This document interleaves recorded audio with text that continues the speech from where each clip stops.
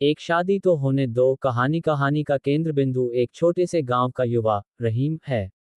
रहीम एक सरल और मेहनती युवक है जो अपनी जिंदगी में कुछ बड़ा करना चाहता है। उसके परिवार की परंपराओं और सामाजिक दबावों के बीच उसकी जिंदगी के कई पहलू उलझे हुए हैं। रहीम के माता पिता उसकी शादी को लेकर काफी चिंतित हैं। उसके पिता हाजी मियाँ एक सम्मानित व्यक्ति हैं और माँ बेगम साहिबा पारंपरिक विचारों की प्रतिनिधि हैं। दोनों की चिंता यह है कि रहीम अब उम्रदराज हो रहा है और उसकी शादी कर देनी चाहिए। रहीम की बहन फरजाना भी शादी की तैयारी के बीच अपने भाई के लिए एक उपयुक्त वर खोज रही है।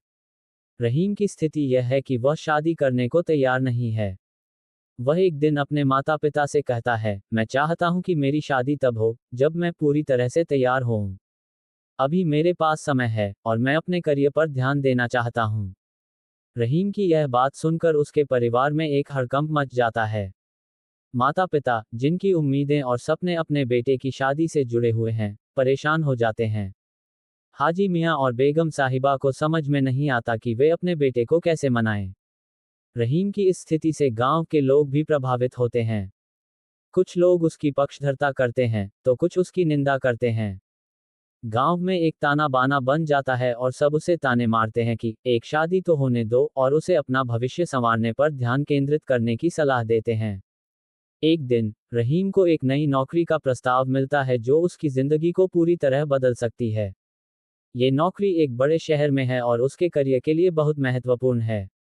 रहीम इस नौकरी को स्वीकार करता है और शहर जाने का निर्णय लेता है। इस निर्णय से उसके परिवार में और भी तनाव उत्पन्न हो जाता है। हाजी मियाँ और बेगम साहिबा का कहना होता है कि नौकरी के लिए शादी को टालना उचित नहीं है। रहीम के शहर जाने के बाद उसकी जिंदगी एक नई दिशा में चल पड़ती है। शहर में वह एक नई जिंदगी जीता है और अपने करियर में उत्कृष्टता प्राप्त करता है। वहां उसे एक लड़की सारा से प्यार हो जाता है। सारा भी एक उच्च शिक्षित और समृद्ध परिवार से आती है। रहीम को सारा के साथ अपना भविष्य अच्छा लगता है, लेकिन शादी की इस नई योजना को लेकर उसे संकोच रहता है। सारा और रहीम की शादी की बात जब उसके परिवार तक पहुंचती है, तो वहां भी एक नई समस्या खड़ी हो जाती है। सारा के परिवार को यह स्वीकार नहीं होता कि रहीम ने पहले अपने गांव की पारंपरिक शादी को टाला है और अब शादी की बात कर रहा है। वे चाहते हैं कि शादी के लिए पारंपरिक रीति रिवाजों को पूरा किया जाए।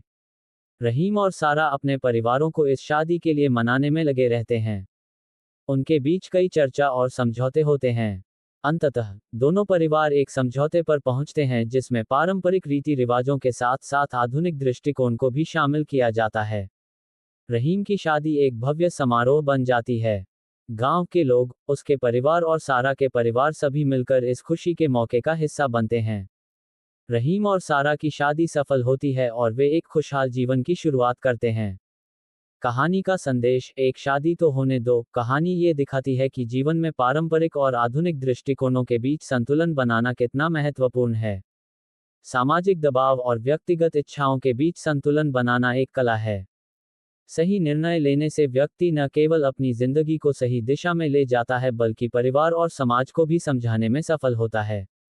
इस कहानी में रहीम ने अपने सपनों और परिवार की अपेक्षाओं के बीच सही संतुलन बनाए रखा और अंततः सभी की उम्मीदों पर खरा उतरा।